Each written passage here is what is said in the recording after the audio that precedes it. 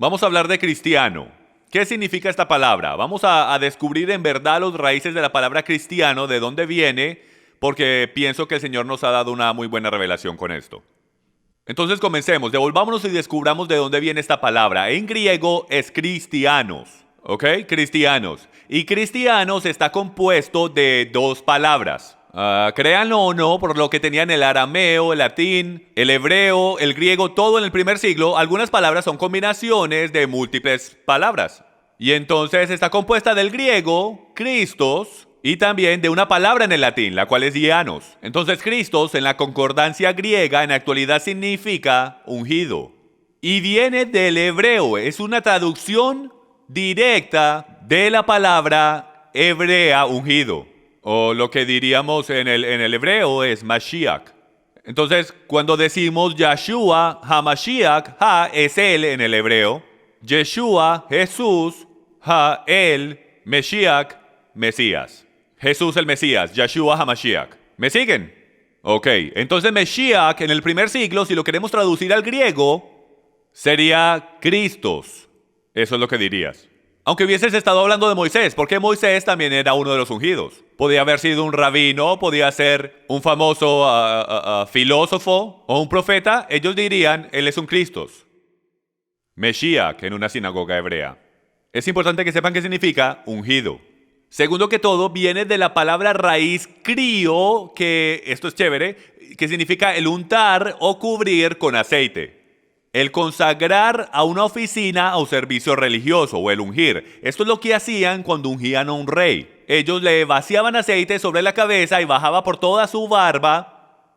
David habla de esto, el aceite de alegría que corre por toda su barba. Eso es lo que es porque Yahweh lo ungió a él con el aceite que corre por su barba y se lo restriegan en la cabeza. Completamente, toda su cabeza, toda su barba completamente cubierto en aceite. Ese es el término crío, que es de donde Christos origina, lo cual significa ungido. ¿Sí ven cómo hace sentido? Ok, tú eres ungido con aceite. Por eso es que cuando llegas al Nuevo Testamento y dice que vayas a los ancianos, cuando estás enfermo, para que te unjan con aceite, ¿de dónde crees que el concepto está viniendo? Está viniendo de ungir a los reyes. ¿Ok?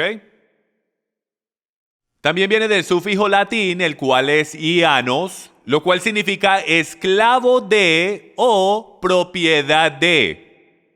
Básicamente es un esclavo, es como un siervo o un esclavo. Vemos esto en escrituras históricas, solo les voy a dar un ejemplo porque no tenemos mucho tiempo.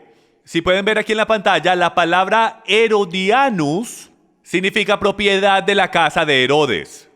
Entonces, si tú eras un esclavo o un siervo de Herodes, tú eras llamado Herodianus. ¿Ok? ¿Están conmigo? Tiene el sufijo en latín que significa propiedad de o el esclavo de. Entonces la palabra cristiano, literalmente en el lenguaje, olvídense de todo eso de conspiración. Por favor no me manden correo, yo hice mi tarea, yo hice todo el estudio, yo conozco todas esas cosas, ni siquiera voy a entrar en eso. Y lo digo porque en verdad no importa, el lenguaje en la actualidad te dice lo que significa. Y tenemos esas palabras en escrituras históricas del primero, segundo, tercero y cuarto siglo que dan testimonio porque ni siquiera son creyentes que usaron estas mismas exactas palabras. Y esto es lo que significa. Significa esclavo de o propiedad de o aquel que sigue al ungido. Eso es lo que un cristiano era en el primer siglo. Esto es lo que significa, literalmente en el griego, el ser un esclavo de Cristo. ¿Ok? Ahora, eso es solo la definición. Ahora profundicemos un poco más. Hay 3 lugares en la Biblia donde la palabra cristiano es usada. Todas son encontradas en el Nuevo Testamento, hablando de la palabra cristiano. Solo se encuentra en el Nuevo Testamento, entonces vamos a ver. En verdad, bien crítico lo que vamos a aprender aquí esta noche. Hechos capítulo 11, versículo 26. Y cuando lo encontró, lo trajo a Antioquía, y se reunieron con la iglesia por todo un año, y enseñaban a las multitudes, y a los discípulos se les llamó cristianos por primera vez en Antioquía. Todos conocemos esto, ¿verdad? Fueron llamados cristianos por primera vez en Antioquía. Esto fue en el AD 43 y yo puse las fechas aquí porque es crítico si queremos resolver las preguntas hoy, el misterio. La pregunta del millón que los hombres han estado preguntando por un siglo ya, la cual es, si los discípulos se llamaban a sí mismos cristianos o alguien más los llamaba cristianos, si era un término derogatorio. Estos son los debates allá afuera. Entonces yo creo, les voy a dar mi teoría de que todo esto puede ser resuelto dentro del síntesis del lenguaje griego en la actualidad. Y yo no soy una persona griega, pero conozco a eruditos griegos que puedo llamar. Y ellos sí son eruditos griegos y expertos. Y entonces yo me apoyo en ellos. Y entonces les voy a mostrar algo en unos minutos. Pero primero les quiero mostrar que en el AD 43, Anno Domini, que es después de Cristo, fue la primera vez que fueron llamados cristianos. Vamos a la próxima. Esto es 15 capítulos después. El rey Agripa. Pablo está delante del rey Agripa, ¿verdad? Y él le da esta increíble exhortación oral de lo que es para él caminar con Dios, de cómo llegó a Yeshua, cómo se le reveló el Cristo y esto y aquello, ¿verdad? Y esto es lo que el rey Agripa le responde a Pablo. Por poco me persuades a hacerme cristiano. Tú sí que eres bueno. Esto fue en el AD 57. ¿Qué fue lo que dije antes? 43, ¿verdad? 43. 14 años después, 15 capítulos. Entonces, 15 capítulos en Hechos son 14 años después. Entonces, la primera vez que fueron llamados cristianos es en Hechos capítulo 11, es AD 43. Y esto es 14 años después. ¿Por qué es esto tan importante? Porque el rey Agripa es aquel que claramente sabe que Pablo está asociado con la secta llamada los cristianos. Y él le dijo, tú casi me persuades a ser cristianos. Un esclavo de Cristo. Ahora, este versículo no es lo que es tan crítico de todo esto. Es la respuesta de Pablo a este versículo. En el próximo versículo, miren cómo él responde. Porque si Pablo hubiese tenido algún problema con ser llamado cristiano, él es tan correcto en su auditivo que esta hubiese sido su oportunidad de corregir al rey y decir, lo siento señor, yo no soy un cristiano, esto es lo que soy. Más esto es lo que él dijo en la actualidad. Pablo dijo, quisiera Dios que por poco o por mucho, no solamente tú, sino también todos los que hoy me oyen, fuerais hechos tales cual yo soy, excepto estas cadenas. Entonces, ¿qué significa por poco o por mucho? Si vuelves al lenguaje original, esto es lo que significa. Porque el rey Agripa dice, por poco me persuades. Entonces Pablo dice, no quiero que solamente tú te volvieras como yo, no solo un poco, más un 100% como yo. Entonces Pablo no rechaza el ser llamado cristiano. Y hasta el caso se puede hacer bien fácilmente de que él en la actualidad anima al rey Agripa que se haga igual que él es, lo que él lo llamó. Esa es número 2, 14 años después. Sigamos adelante. Hay otro lugar en la Biblia, es en 1 de Pedro 4:16 y esto es en el AD 64. Esto es 20 años desde la primera vez que fueron llamados cristianos en Antioquía. Y Pedro, en su propio libro, dice, pero si alguno sufre como cristianos, que no se avergüence, sino que como tal glorifique a Dios. O en este tema, de esta manera. 20 años, 2 décadas, este término ha sido usado. Eso eran bastantes conversos en 20 años por el derecho a la velocidad de evangelismo que ellos llevaban. Bastantes conversos. Entonces este no era un término nuevo. Esto era algo que estaba claramente en uso, porque el rey Agripa lo conocía. Pablo no lo negó. Dice que fueron llamados ese nombre por primera vez en Antioquía y 20 años después, el mismo Pedro dice que si alguno de ustedes sufre como cristianos, un siervo o esclavo de Cristo, el ungido, no te avergüences. Mas ve y glorifica a Dios de esta manera. ¿De cuál manera? La manera de que tú estás sufriendo como un seguidor, un esclavo de Cristo. Ahora, esto no responde a la pregunta de que si esto era un término derogatorio o no. O si ellos se llamaban cristianos a sí mismos o no. ¿O será que sí? Porque aunque les voy a mostrar en un minuto algo muy interesante en el griego, 20 años han pasado y no hay ni una, solo hay 3 lugares en el Nuevo Testamento que la palabra cristiano es usada y ni una sola vez nos dice que la declaración es derogatoria. Más personas, y especialmente en el movimiento de raíces hebreas, te dirían que es un término derogatorio y de que ellos no querían ser llamados cristianos. Primero que todo, no hay absolutamente ninguna evidencia de que ellos no querían ser llamados cristianos. Y tanto es que un caso más fuerte se puede hacer porque 66% de los versículos, los discípulos no tienen problemas con la palabra. Y Pablo mismo está diciendo, ojalá tú fueras como yo, lo que acabas de decir. Entonces, por 20 años este término estaba siendo usado. Pedro, si él no hubiese querido ser llamado cristiano en algún momento motivo, no hubiese usado esta palabra. Ahora déjeme ayudar del otro lado un poquito. Si en verdad se llamaban a sí mismos cristianos, porque solamente lo encontramos 3 veces. Porque el resto del tiempo se llamaban a sí mismos creyentes, discípulos y Netzarim. Y hablaremos de Netzarim en unos cuantos minutos. Los Netzarim o la secta de los Netzarim, las pequeñas ramas. Ok, entonces vamos a resolver esto y regresemos a Hechos, capítulo 11, donde fueron llamados cristianos por primera vez. En el español no puedes ver esto. Y aquí está lo que dice, se reunieron con la iglesia por todo un año, lo cual es la congregación, asamblea o eclesía, y enseñaban a un grupo grande de ellos. Eso es lo que dice en el griego. Y a los discípulos se les llamó cristianos por primera vez en Antioquía. Ahora ellos cambiaron todas las palabras para que usted lo pudiera entender en el español. Mas si tú regresas al griego original, según un erudito en el griego, y por casualidad yo conozco uno, el cual era un decano en la Universidad Bíblica de Indiana y enseñó el griego por par de décadas. Yo le dije, yo quiero que me hagas el favor y mires algo, porque algo me dice que la respuesta está encontrada en el griego, y yo no sé nada del griego. Eso es griego para mí, pero yo quiero que me ayudes. Entonces él volvió y yo le dije, yo quiero que me digas, aquí dice que a los discípulos se les llamó cristianos por primera vez en Antioquía. ¿Por quién? Porque esa es la pregunta del millón. ¿Quién en Antioquía los está llamando cristianos? Y yo le pregunté, en el griego es como en el hebreo que te dice, dentro del formato actual, dentro de la estructura de la oración, de quién está hablando con quién. Entonces él buscó y me dice, oh Dios mío, lo dice. Y yo dije, ¿verdad? Él dice, no lo ves en el español porque cambian todas las palabras. Pero lo que en la actualidad dice es esto. Por un año entero, ellos se congregaron, ellos se reunieron como asamblea en Antioquía y había tanta gente en la congregación que ellos enseñaban. ¿Ok? Entonces aquí aparenta decir, reunieron a la congregación y enseñaban a multitudes afuera de la congregación. Eso no es lo que dice. En el griego dice que la gran multitud era la congregación. ¿Me están siguiendo? Las multitudes eran la congregación. Y adivinen a qué el verbo llamó está conectado. A las multitudes.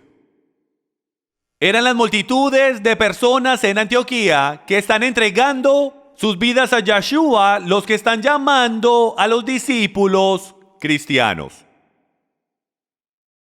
Entonces, en realidad, en el lenguaje original, si el erudito está correcto, lo que él está diciendo es que los cristianos fueron llamados cristianos por primera vez por los nuevos conversos gentiles que estaban empezando a entrar a la cristiandad.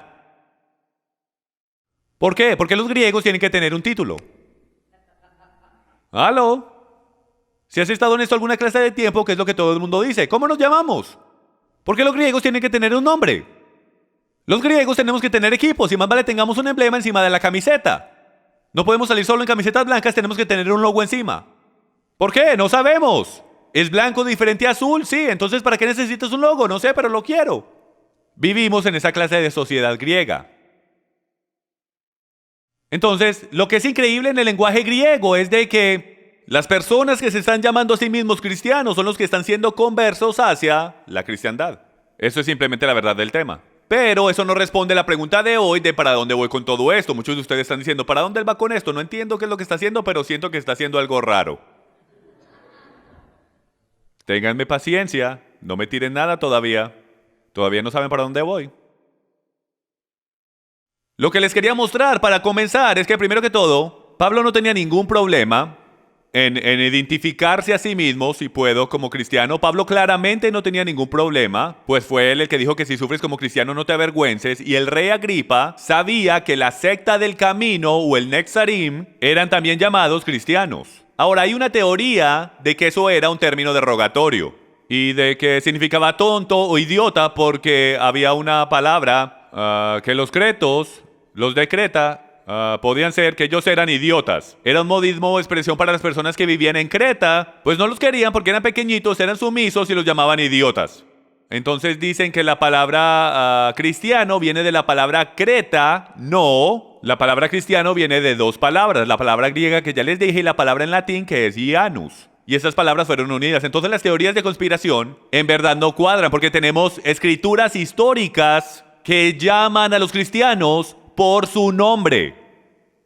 Y sabemos que no significa idiota porque la raíz actual de esa palabra, Cristos, era usada para otros dioses. Porque significaba ungido o algo bueno. ¿Me están siguiendo? Ellos no hubiesen estado llamando a Zeus el idiota Zeus. Solo estoy clarificando algunos mitos, ¿ok? Entonces significaba bueno o ungido, por eso era que lo usaban con sus dioses. Está bien, continuemos. Esto es increíble. ¿Quiénes son los guardas? Jeremías 31, versículo 6 dice esto. Porque habrá día en que clamarán los guardas en el monte de Efraín, levantaos y subamos a Sión al Señor nuestro Dios. Va a llegar el día donde Efraín va a despertar, se levantará en su propio monte y dirá, subamos a Sión a ver y a estar cerca del Señor nuestro Dios. Y lo que es increíble de todo esto es que la palabra ahí en el hebreo para guardas es Notzerim. ¿Y sabías tú que el día de hoy la palabra Notzerim es nada más y nada menos que la palabra hebrea para cristiano? Pregúntale a cualquier judío el día de hoy, ¿cuál es la palabra hebrea para cristiano? Y te dirán Notzerim.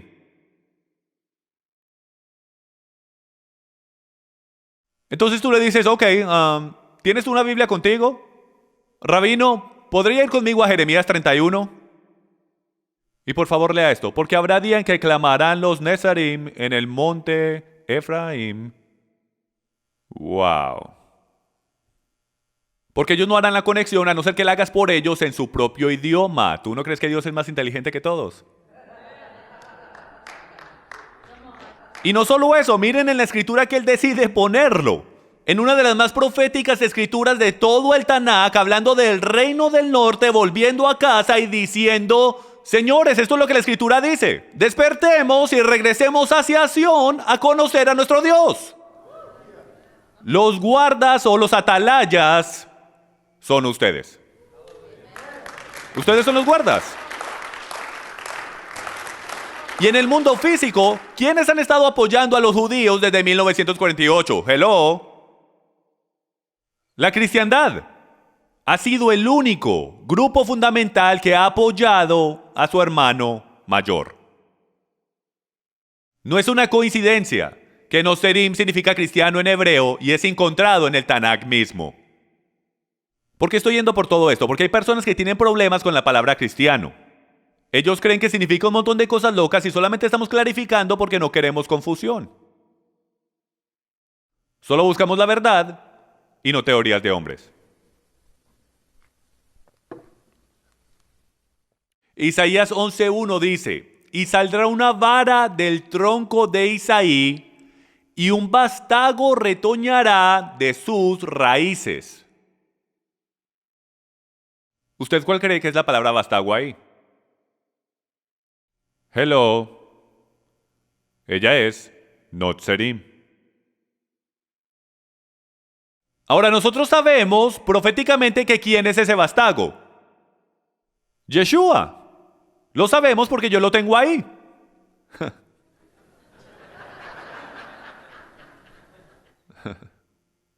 No lo sabemos porque el Nuevo Testamento habla de esto y sabemos que Yeshua es el vástago, el cual vino, la vara del tronco de Isaí, el vástago que retoñará de sus raíces. Y ese vástago es de lo que todos somos parte el día de hoy. Yo sin duda alguna creo que es increíble que la palabra hebrea para cristiano es Notzerim. Y de que Yeshua mismo, aquí, en esta escritura, es la misma y exacta palabra.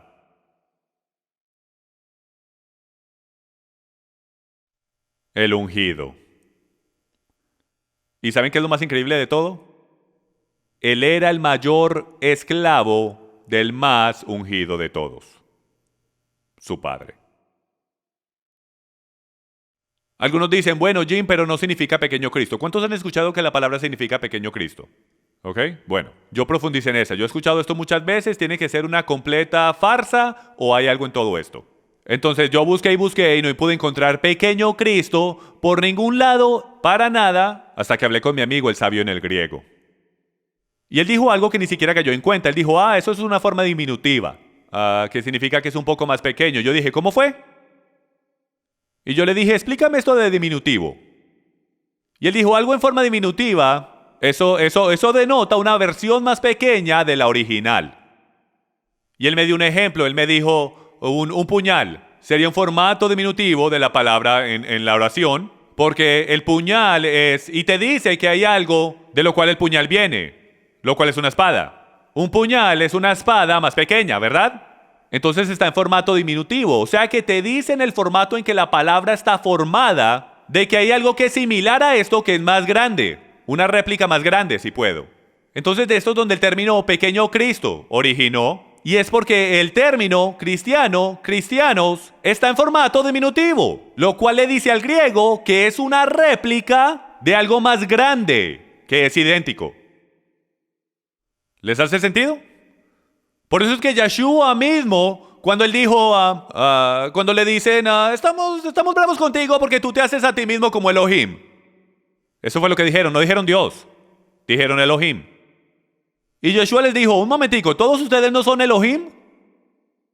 En español no lo ves porque dice Dios, entonces pensamos que habla de Dios, pero eso no fue lo que dijo. Él usó la palabra Elohim, lo cual significa juez.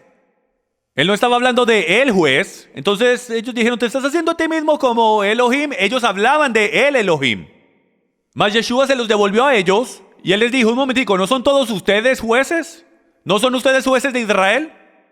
¿Qué piensan que estoy haciendo? Estoy siendo un juez de Israel, solo que no les gusta como yo lo hago. Entonces, porque estoy juzgando justamente y pareciere como si yo fuese el Elohim, ¿no han pensado por un segundo que el Elohim está juzgando a través de mí? Porque eso es lo que tu trabajo debería ser, como Elohim de Israel, el juzgar como Él juzga. Entonces Yeshua dice, yo solo lo digo como lo veo. Ahora miren lo que Pablo dice en Hechos capítulo 22. Yo soy judío, nacido en Tarso de Cilicia, pero criado en esta ciudad, educado bajo Gamaliel en estricta conformidad a la ley de nuestros padres, siendo tan celoso de Dios como todos vosotros lo sois hoy, y perseguí este camino hasta la muerte, encadenando y echando en cárceles tanto a hombres como mujeres. Ahora déjenme les pregunto a ustedes. Habían 26 sectas del judaísmo en el primer siglo. ¿Cuántas de esas eran corruptas? 27. Ese es un chiste interno. Si conoces algo de judaísmo, sabes que si tienes 2 rabinos, tienes 3 opiniones, ¿ok? Uno de ellos siempre tiene un plan B. Todos y cada uno de ellos en algo estaban mal. La gran mayoría de ellos ni siquiera creían en Yeshua. Escuchen esto. Había una secta entera llamada los saduceos que estaban en liderazgo en aquel tiempo, y ellos ni siquiera creían en la resurrección. Amigos, déjenme les digo algo. Si yo me paro aquí y yo digo, yo no creo en la resurrección de los muertos, nadie siguiera este ministerio y me sacarían a patadas. El liderazgo completo de esa secta no creían en la resurrección y eran llamados judíos. La cosa que me puso a pensar por todo este proceso fue, un momentico, Pablo se llama a sí mismo un judío cuando cada uno de ellos era corrupto. A él nunca siquiera le pasó por la cabeza el decir que no lo es, por culpa de las acciones de sus hermanos. Él es lo que él es. ¿Me están entendiendo? Continuemos, porque las escrituras simplemente no paran aquí. Van mucho más de acá. Déjenme les pregunto esto. Si yo te digo que eres un fariseo, ¿eso es algo bueno o algo malo? Eso es algo malo.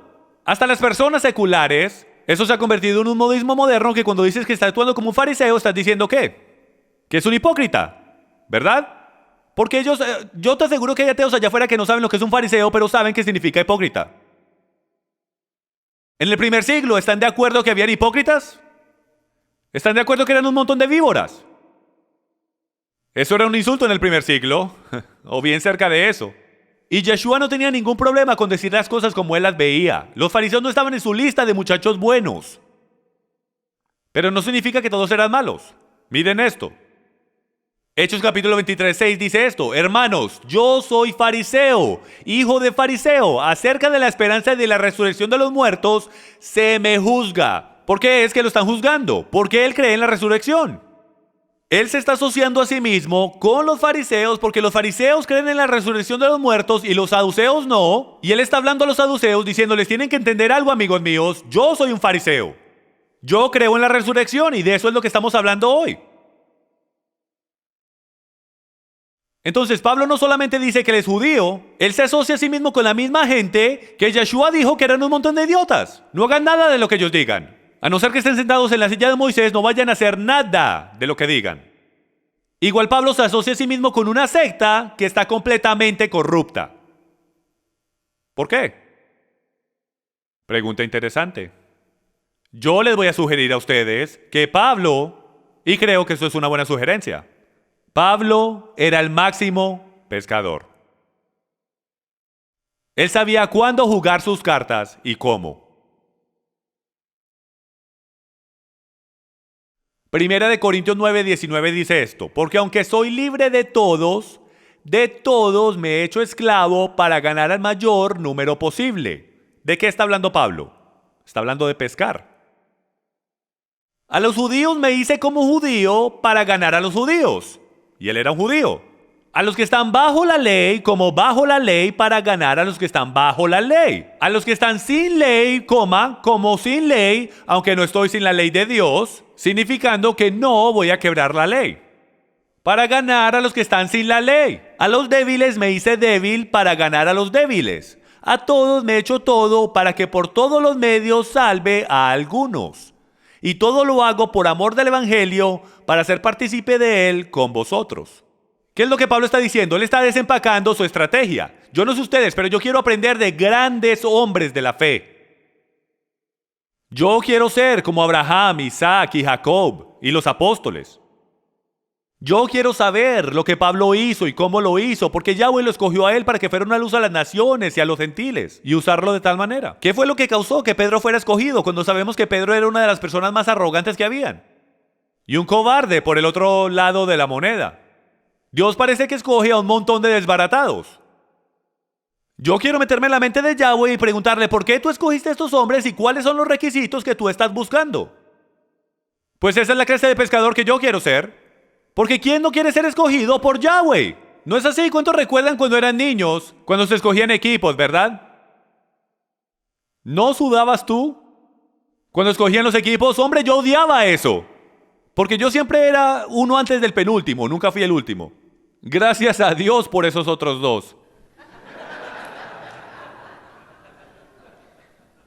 Esa es una sensación frustrante. Me escogieron. Yo quiero que Yahweh me escoja. Yo quiero ser como Isaías, que dice: heme aquí, mándame a mí, ¿tú no? Bueno, si ese es el caso, más vale tengas el ADN para que Él te escoja. Debes saber qué es eso. Yo creo que el Padre me ha mostrado su ADN de lo que le está buscando, porque no es una revelación, solo que soy un buen lector. Yo estudio a estos hombres. Pablo nos está diciendo algo aquí. Él no se separa a sí mismo de tal manera que nadie se pueda relacionar con él. Oh, yo me salí, todos los judíos están mal, yo ya no soy judío, me separo del pueblo judío. Yo me iré a hacer esto. Oh, yo no puedo ser gentil, tú eres pagano.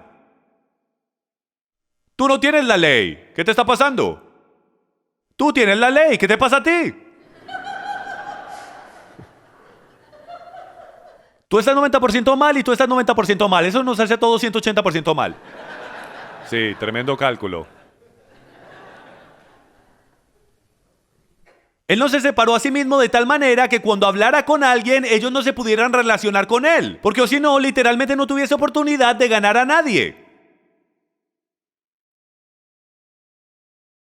Eso se llama las raíces hebreas.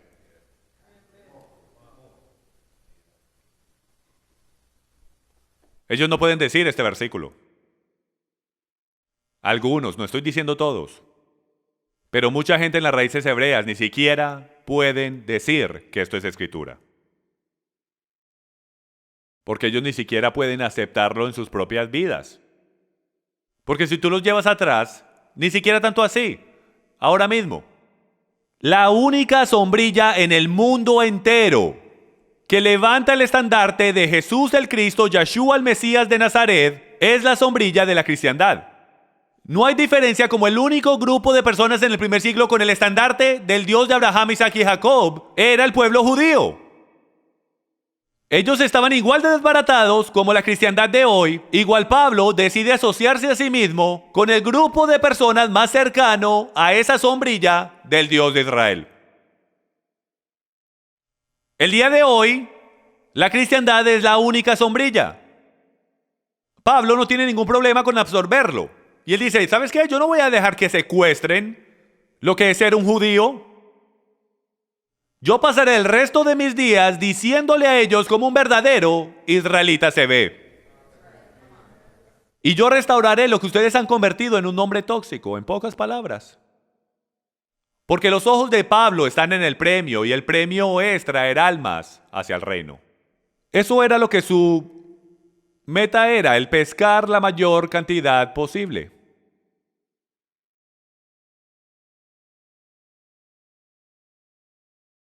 Esto es una sinagoga del primer siglo. Estoy bromeando. Y te preguntabas por qué te gustaba tanto el sushi. No, en la actualidad esto es un edificio japonés. Y puse esta imagen aquí porque quiero hacerles una pregunta. Si tú quieres ir a compartir cualquier cosa de las escrituras con alguien de Japón, más vale conozcas el lenguaje. Y hasta más importante que eso, más vale que conozcas las costumbres. Más vale te quites los zapatos. Y si no conoces el lenguaje y no tienes ni idea de las costumbres, más vale lleves a alguien que sepa, que pueda traducir. Esto hace sentido, ¿verdad? O sea, si vas en una misión, más vale lleves a alguien. Si vas a México, más vale lleves a alguien que sepa español. Y esto y aquello. Entonces más vale conozcas el lenguaje, más vale tengas una estrategia, más vale tengas la habilidad de conectar con esas personas o no van a hacer nada, más que sonreír si son amables. No se me olvida la vez que yo estaba en Cancún hace como 15 años atrás al principio de mi matrimonio y empecé a hablar con este hombre y él parecía completamente americano. Y yo le empecé a hablar y yo llevaba como 2 minutos de estar hablando con él y él solo sonreía. Hasta que me empezó a hablar en español. Y él me decía, no inglés, no hablo inglés. Y yo estaba como, no hablo español, no hablo español. Él no entendió nada de todo lo que estuve diciendo. No nos podíamos comunicar. No tenía manera de compartir a Yeshua con él. Yo no conocía a Álvaro en aquel tiempo. Nuestro traductor. Yo no sé hablar español. No tenía manera de hacerlo. Yo no estaba hablando su lenguaje. Yo no tenía la habilidad de ser todo para esa persona porque yo no estaba equipado y yo no tenía ese anzuelo en mi caja de pesca. Yo estaba desarmado y yo no tenía manera de traerlo dentro del reino. Sin un milagro. ¿Está haciendo sentido?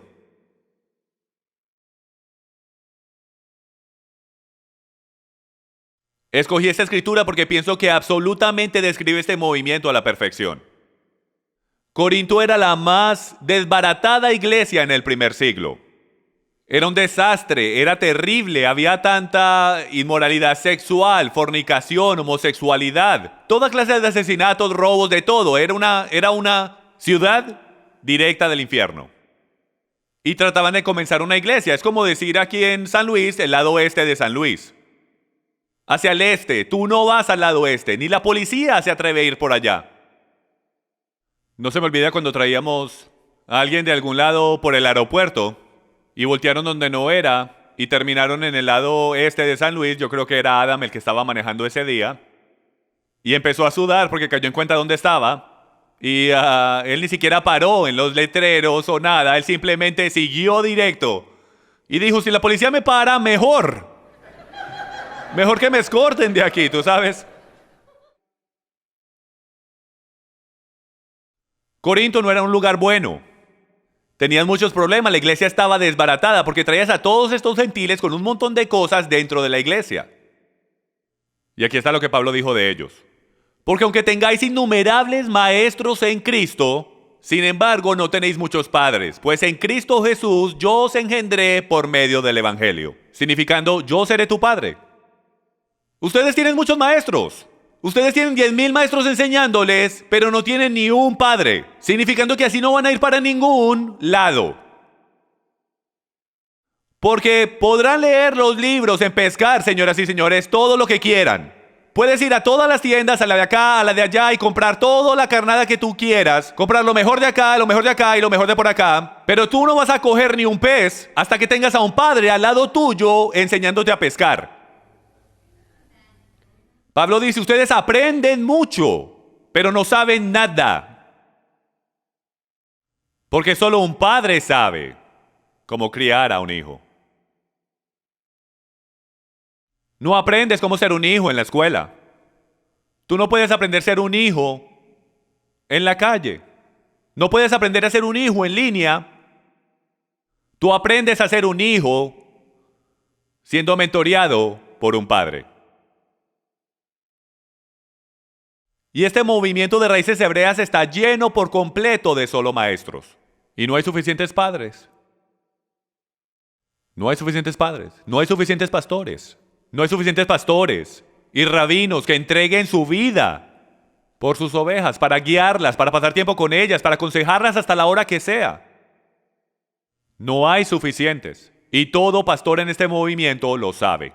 He hablado con muchos de ellos y están completamente de acuerdo. Tenemos un problema en nuestras manos. El más importante mensaje. Y ni siquiera estamos equipados con los anzuelos para ir a pescar. Gálatas 5:22. Yo digo esto todo el tiempo, pero lo quiero compartir con ustedes otra vez para que vean que no me lo estoy inventando.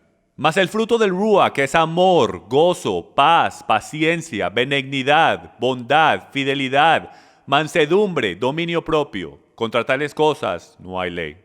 Pues los que son de Cristo Jesús han crucificado la carne con sus pasiones y deseos. Si vivimos por el Espíritu, andemos también por el Espíritu. No nos hagamos vanagloriosos, provocándonos unos a otros, envidiándonos unos a otros. Ahora, algunos de ustedes son nuevos, entonces probablemente no van a entender. Pero para esos que hemos estado en el movimiento de raíces hebreas por mucho tiempo o alguna clase de tiempo, sabe que este movimiento mesiánico tiene muchos problemas internos.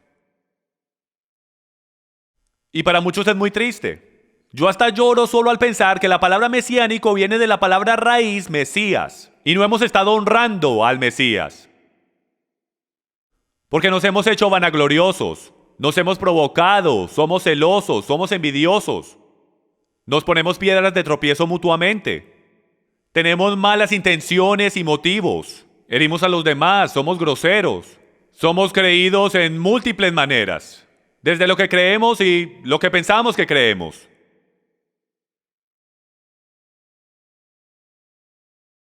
Pero el árbol de vida solo produce una cosa, y eso es fruto del Espíritu. No produce conocimiento. El conocimiento es bueno, no hay duda alguna. Sin él no puedes tener el temor del Señor. Mas el árbol en sí solo produce fruto. Y conocimiento no es un fruto.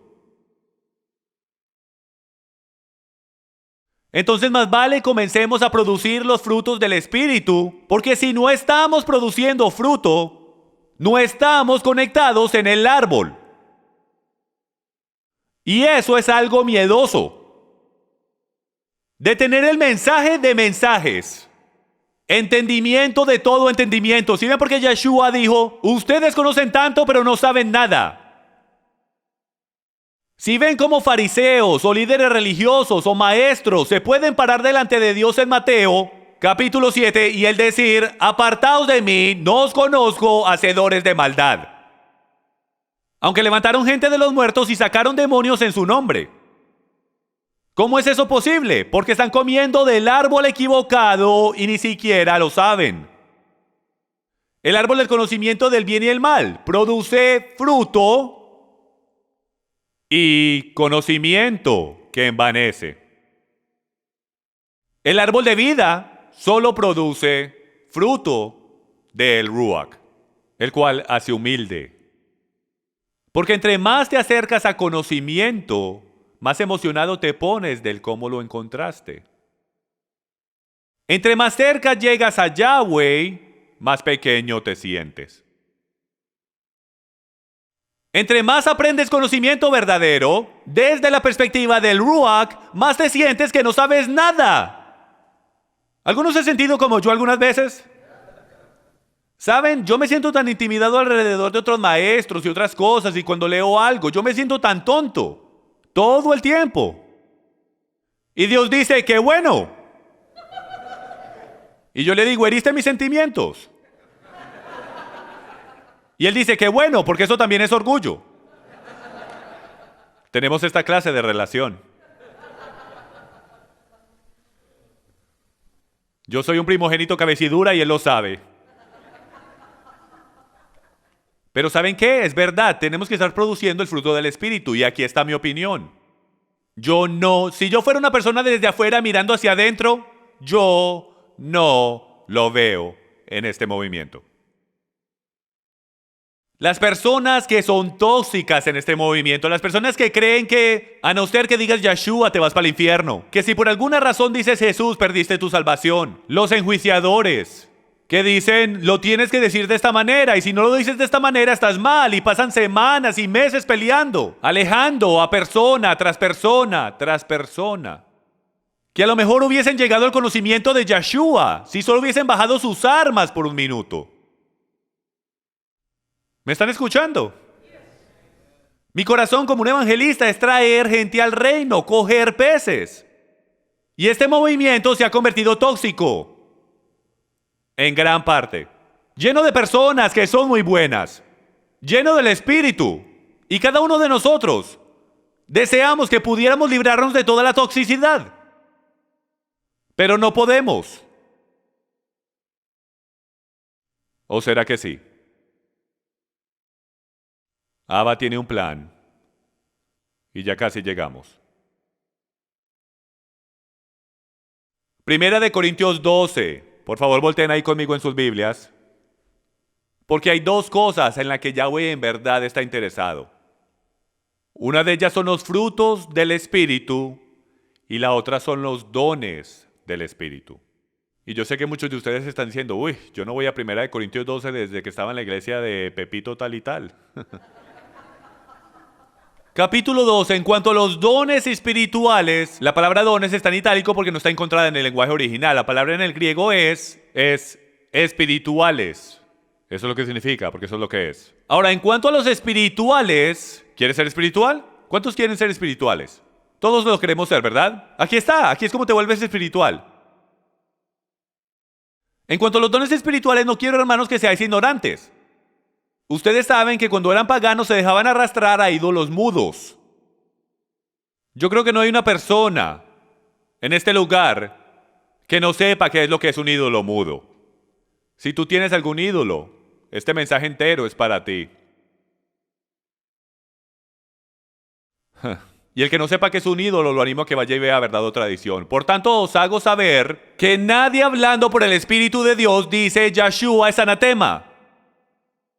Y nadie puede decir Jesús es Señor excepto por el Espíritu Santo. Hay diversidad de dones, pero el mismo Ruach. Ahad. Hay diversidad de ministerios, pero el mismo Señor. Hay diversidad de operaciones, pero es el mismo Dios que hace las cosas en todos. Pero a cada uno se le da la manifestación del Espíritu para el bien común. Mis dones no son para mí mismo, para mi gloria, son para ti. Tus dones no son para tu gloria, son para mí y para el resto del cuerpo. Sin usted no hay yo y sin yo no hay usted. Todos trabajamos juntos en el cuerpo. ¿Cuál parte de un motor te atreverías a quitar? ¿Qué tal solo una bujía? ¿Solo cuesta $3.50 en AutoZone? Sí, saca una bujía, un cilindro entero deja de trabajar. Aquí es donde comienza. Pues a uno se le da la palabra de sabiduría, escuchen esto. Díganme de dónde viene el talento. Hay palabra de sabiduría por el Espíritu. A otro palabra de conocimiento. según el mismo Espíritu, a otro fe por el mismo Espíritu, a otro dones de sanidad por el mismo Espíritu, a otro poder de milagros, a otro profecía, a otro discernimiento de espíritus, a otro diversas clases de lenguas, a otro interpretación de lenguas. Pero todas estas cosas las hace uno en el mismo Espíritu, distribuyendo individualmente a cada uno según la voluntad de Él. Señoras y señores, no hay ni un solo don ahí llamado el don de auditivo. No hay un don de liderazgo. No hay un don de diácono, de anciano. Estos son los dones que te hacen espiritual. Esto es lo que él, y por el derecho no me tomes mal, hay otras oficinas y posiciones y hay otras cosas, voy a hablar de esto más adelante en esta enseñanza. Pero esto es lo que él dice que te causa ser espiritual. Palabras de sabiduría, palabras de conocimiento, discernimiento de espíritus impuros, palabras de profecía, el don de lenguas y la interpretación de las lenguas. No me importa lo que usted crea sobre eso. Crea lo que usted quiera, igual es un don. No importa si usted cree que es una lengua angelical o es una lengua terrenal, igual es un don. Pero el punto que quiero hacer con eso es que cada uno de esos no tiene nada que ver con usted. Y tienen todo que ver con usted. Están implantados en cada uno de los creyentes, pero como el sistema no está implementado apropiadamente y no está siendo enseñado, la estructura no está ahí, ha sido removida y tienes gente en las raíces hebreas que creen que la Torá no está abolida, pero se atreven a echar a un lado la estructura completa de la congregación del primer siglo. ¿Estás bromeando? Si sacas la estructura, no puedes sostener la casa. Y nos preguntamos por qué este movimiento ya no tiene 1 millón de personas. Porque solamente es un remanente. No, eso se llama una excusa y una salida. Es un remanente porque tú no sabes pescar. Entonces no te enojes si la persona al lado tuyo está pescando de todo. No te pongas celoso. ¿Por qué no mejor dices, me podrías enseñar lo que estás usando? Pero hoy hay personas que le da envidia, le da celo, se enojan. Hay personas que quieren destruir este ministerio. Alguien llamó la semana pasada y dijo por teléfono, mi trabajo, mi misión, lo que yo estoy tratando de hacer es destruir el reino de Jim Staley. De lo cual yo dije, genial, yo también trato de hacer lo mismo.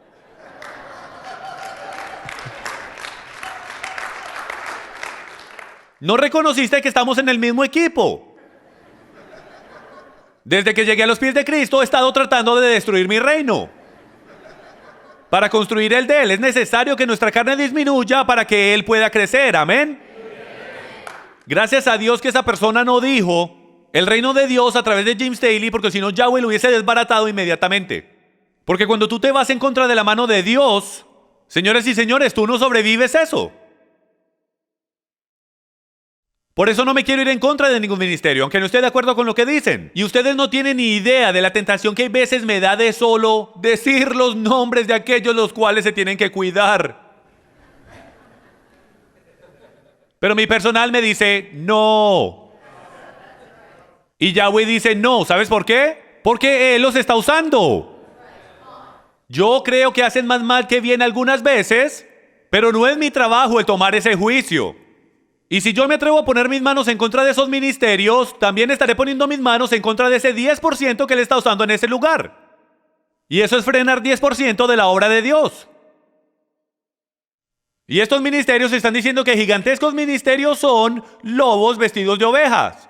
No tenemos el derecho de hacer eso, amigos míos. No puede ser un pescador, condenando a los demás.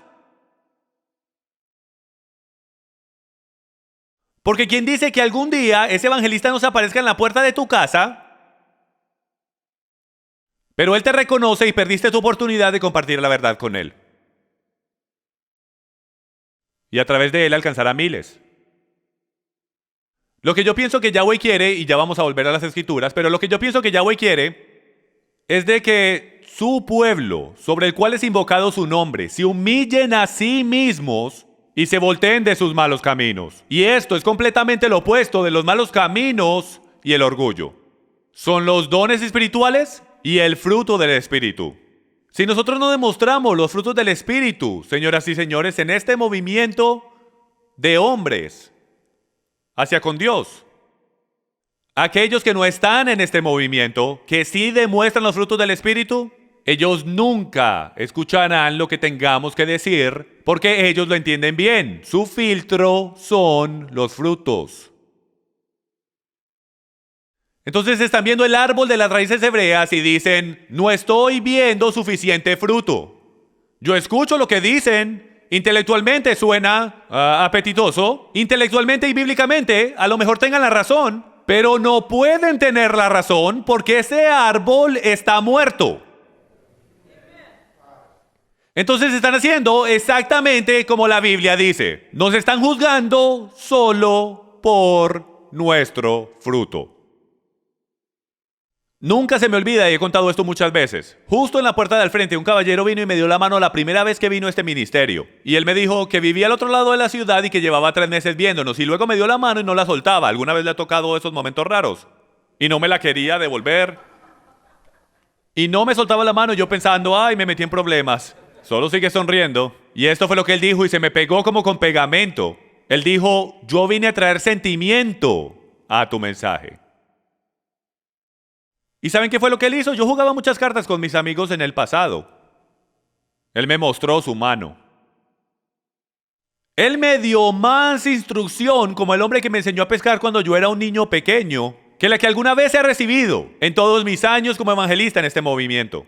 Porque lo que él hizo como cristiano fue decirme cómo él piensa y el cómo poder hablarle a él. Él dijo, lo tengo que sentir. Si yo no siento a Jesús, a mí no me importa lo que tengas que decir. Porque ¿cuál es el sentimiento? El fruto.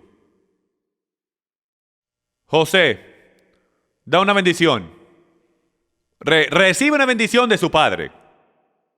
Y la bendición era de que las ramas de José, sus vástagos, el árbol de José crecería tan grande y sus vástagos treparían sobre las paredes de Jerusalén y soltarían el fruto para las naciones. Y así las naciones vendrían y comieran del fruto y dijeran, ¿qué clase de Dios es tan maravilloso y tiene tan maravillosos decretos y sabiduría como este Dios? Señoras y señores, yo no soy muy inteligente, pero puedo leer las escrituras y deducir que esto es una táctica evangelista. ¿De qué nos trata de decir? De que si tú te mantienes cuando todo ha fallado y siembras tus raíces profundamente en las escrituras y te dejas a ti mismo crecer espiritualmente con los dones del Espíritu y los frutos del Espíritu, tú producirás tanto fruto que tú crecerás sobre las paredes de Jerusalén y ni siquiera lo sabrás, y tú soltarás el fruto para las naciones, y ellos vendrán y verán el fruto de tu vida primero, y luego ellos dirán, cuéntame de estos mandamientos que hablas tanto, porque qué clase de Dios es tan increíble para producir fruto como este, porque yo nunca he probado nada semejante. Déjeme lo pongo en lenguaje real. Mi matrimonio ya ha sido un desastre por 28 años, y en los últimos 3 meses que he comido de esto, mi matrimonio se ha restaurado. Mi hijo mayor ha estado caminando en fornicación y drogas por 3 años ya, pero en una semana de ver verdad o tradición, él fue de ser un ateo, historia verdadera por el derecho, fue de ser un ateo a creer en Yeshua y está en camino a casa. Si ven, cuando comemos del árbol de vida, tú querrás saber de dónde está viniendo el fruto. Lo que este movimiento ha sido enseñado o lo que está haciendo, porque tiene 10,000 maestros y no suficientes padres, es que están tomando la información que ha sido implantada dentro de sus almas, dentro de sus mentes, y les están enseñando a las naciones. Cuando las naciones, según las escrituras, no deben ser enseñadas. Tú estás supuesto a vivir y amar por los frutos del Espíritu y los dones del Espíritu a las naciones, y luego las naciones verán el fruto de tu vida y que trabaja, y luego, cuando son conversos por el fruto, ¿qué es lo que sucede cuando comes fruto? Hay algo bien increíble sobre esta hermosa analogía, porque hay algo dentro de la fruta que Dios puso en ella. ¿Qué es lo que es? Semillas. Entonces, cuando tomas fruto y lo pones en la tierra con su semilla adentro, ¿qué es lo que sucede? Produce una rama idéntica que produzca el mismo fruto. Entonces, cuando tomas el fruto del Espíritu y el fruto de la palabra de Yahweh y lo pones dentro de la vida de alguien y los mentoreas y les enseñas a pescar, enséñales. Toma los mandamientos de la Torá y los principios de su palabra y enséñale a alguien cómo arreglar su matrimonio sin tener que enseñarle un versículo. Muéstrale los principios, vívelos, arregla tu propia vida. Y cuando ellos tomen del fruto y se lo coman, las semillas de la palabra de Dios irán bien profundo y las semillas solo saben cómo reproducir una cosa. Lo mismo que se sembró, crecerá. Y así es como se producen discípulos. Yo no soy una persona especial. Yo soy un tonto cabecidura que solo sabe hacer una cosa: hacer lo que la Biblia dice que haga sin comprometerla. ¿Soy perfecto en eso? No. ¿Cometo muchos errores? Sí. Pero cuando yo la leo y alguien viene donde mí y me muestra mi pecado, yo dejo de pelear y me rindo porque yo le temo más a Dios de lo que le temo a ellos. Y la gente ve eso y lo absorben y ven que está bien el caer al suelo. Que no hay problema con postrarte, que no hay problema con abrir tu pecho y decir: yo he estado conectado y adicto a la pornografía o el alcoholismo o cualquiera que sea el problema. Entonces, cuando un líder lo hace, él está abriendo su pecho y él está diciendo: está bien, ahora ven y come de este fruto. Ellos comen el fruto, se sanan y le enseñan a otra persona cómo comer el fruto. Y ni cuenta se dan que estás tirando una red más grande. La gente quiere saber todo el tiempo qué ocurre en este lugar. Ellos están viendo las enseñanzas y quieren saber qué es todo esto que estoy escuchando sobre Passion for Truth. No hay nada especial sobre Passion for Truth. Solo hacemos lo que la Biblia dice. Y estamos amando a la gente en el camino. Tú debes estar amando a la gente en el camino. Así es que trabaja. Pero debemos aprender los dones espirituales, amigos míos. Tú los tienes. Debería haber mucho más que un poquito de personas con el don de profecía, o palabras de sabiduría, o palabras de conocimiento, entendimiento, discernimiento de espíritus.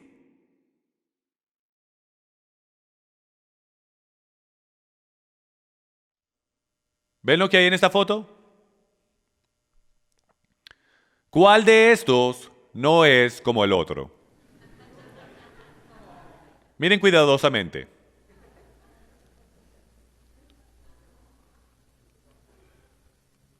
¿Qué tal esta foto?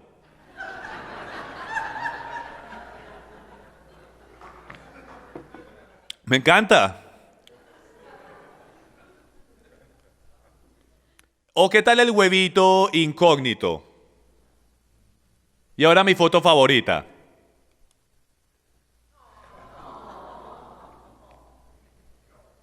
Escúcheme cuidadosamente. Passion for Truth siempre ha sido el patito feo. Desde la perspectiva de hombres en este movimiento. Nosotros nunca hemos podido ser como los demás. Por lo tanto, nadie quiere jugar con nosotros. Si ven, porque al principio, cuando este ministerio comenzó, no había otro movimiento con el cual asociarnos. El único movimiento con el cual nos podíamos asociar era el de raíces hebreas. Sin reconocer todo este tiempo que no cabemos en este movimiento. Nosotros no somos como los demás, y no estoy diciendo que los demás no son como nosotros. Hay mucha gente, un montón de gente, y entre ellos líderes, que están llenos del Espíritu y están frustrados como lo estoy yo. He hablado con varios recientemente. Compartí lo que voy a compartir con ustedes ahora. Les encantó por completo y están emocionados. Me prometieron que no lo iban a compartir hasta que yo lo hiciera. La verdad es que este movimiento se ha llenado de ovejas negras, que son llamados terroristas bíblicos. Les gusta terrorizar. Cristianos, de raíces hebreas, mesiánicos, no importa, les gusta aterrorizar. Y se han apoderado de este movimiento.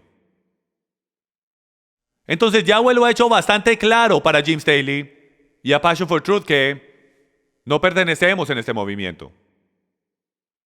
Nunca lo hemos hecho. No nos vamos a mover en otra dirección. No nos vamos a alejar de la Torá. Nada de lo que estoy a punto de decir va a cambiar alguna cosa. Simplemente se nos ha revelado a nosotros que en la dirección que hemos estado yendo, debemos seguir yendo. Y no es en la misma dirección en la cual estábamos. Entonces, si le vamos a ministrar a la gente alrededor del mundo, quisiera usted que un cristiano nuevo de donde sea, que empiece a hacer su tarea sobre las raíces hebreas e encuentre algo que está tan opuesto a lo que nosotros en verdad creemos, que ni siquiera podamos conectarnos con esa persona porque ellos se asustaron. La respuesta es no. Yo quiero tomar la mentalidad de Pedro para decir, yo quiero ser todo para todos, pero yo nunca comprometeré la palabra de Dios. Nunca. Porque voy a hacer una declaración y la he hecho antes, entonces no va a ser un shock para muchos de ustedes, pero yo no tengo ningún problema con estar asociado bajo la sombrilla de la cristiandad. Porque es la única sombrilla que cree en Yeshua. Ahora, ¿creo yo todo lo que creen? ¿Creía Pablo en todo lo que las 27 sectas del judaísmo creían en aquel tiempo? No. ¿Debatió fuertemente con ellos lo que él en verdad creía? Sí. Pero hasta él dice, ellos son mis hermanos. Hay personas en las raíces hebreas que en la actualidad dicen de los cristianos, ellos no son mis hermanos. Dios los perdone, es verdad. Porque yo haré esta declaración en el Shemaim esta noche y en el Malkut, que ellos sí son mis hermanos. Ellos son mis hermanos y hermanas. Todos y cada uno de ellos que llaman el nombre de Jesús el Cristo, Yeshua el Mesías, que creen que Él es el Hijo de Dios que murió y resucitó. Ahora estoy citando escritura. Por ahí derecho, eso es el Evangelio. Y déjenme lo hago bien claro. Torah no es el Evangelio según las escrituras. Torah es lo que le enseñas a las personas después que ellos acepten el Evangelio.